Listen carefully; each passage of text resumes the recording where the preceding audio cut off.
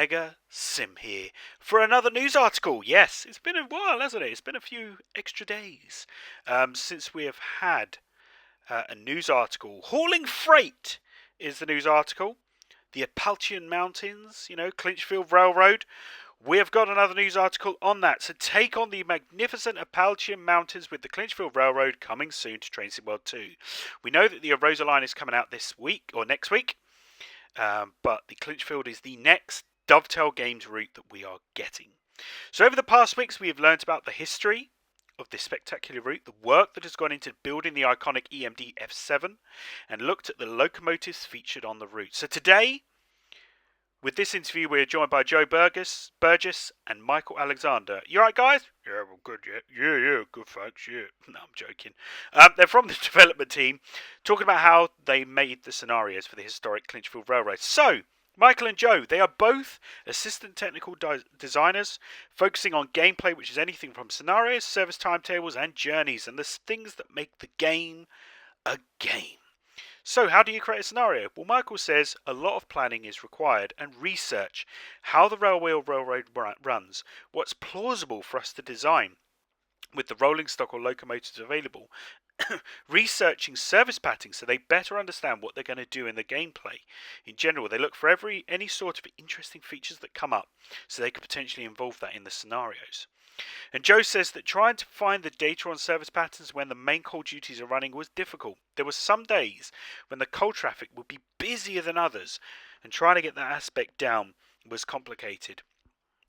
Now, they have people in the community or third parties of Dovetail who are actively working or knowledgeable with American freight, so they keep in contact with them, and their feedback is invaluable when creating gameplay. So Michael said that once they've collected enough research, they come together as a group, fire off ideas with one another for the scenarios, then they pick however many they feel would be suitable for the pack.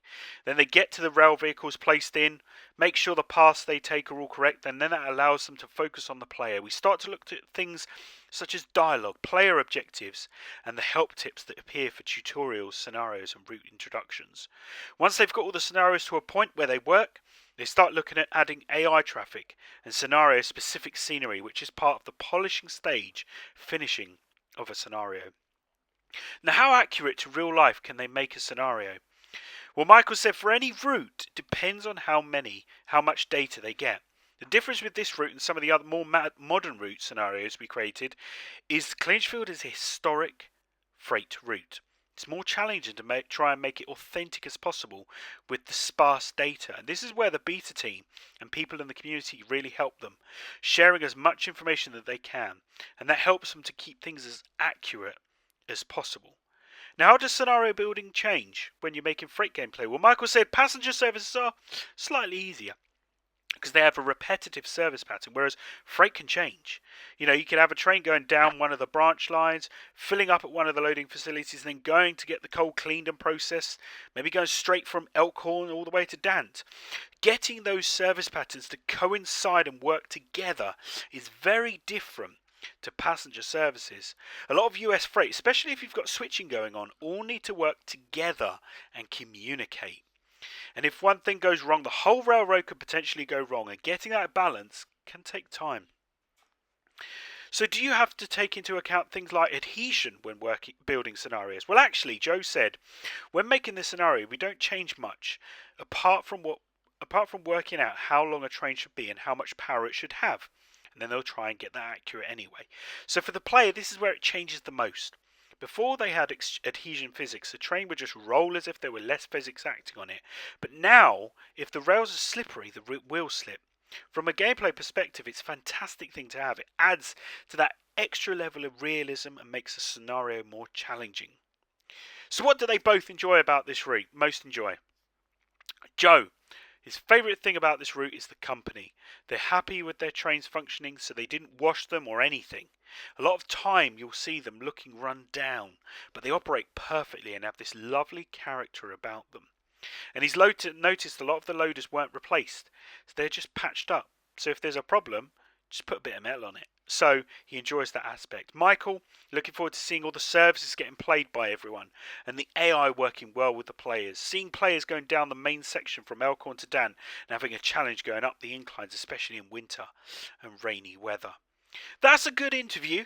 Now, you notice that we do have new images for this, but we're also going through all the other images that we've received from Dovetail Games so far in our news articles. No date as of yet with Clinchfield Railroad, but as you know, we will be getting our next roadmap. We may get a date then, because it could be in the next few weeks, but at the moment, no date, no price. I'm guessing price is going to be usual, 25 quid. And date, possibly in the next month, maybe April. Might be wrong, but I think April.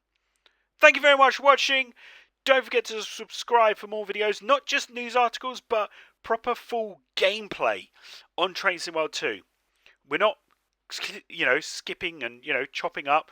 We're doing the full route. So if I sit on a train and I go from A to B, you get it from A to B, not A to high part of B. So yeah. Thank you very much for watching. Don't forget to subscribe. Social media links are in the description below. I will see you on the next video. This is Mega Sim out of here. See you later, guys. Bye.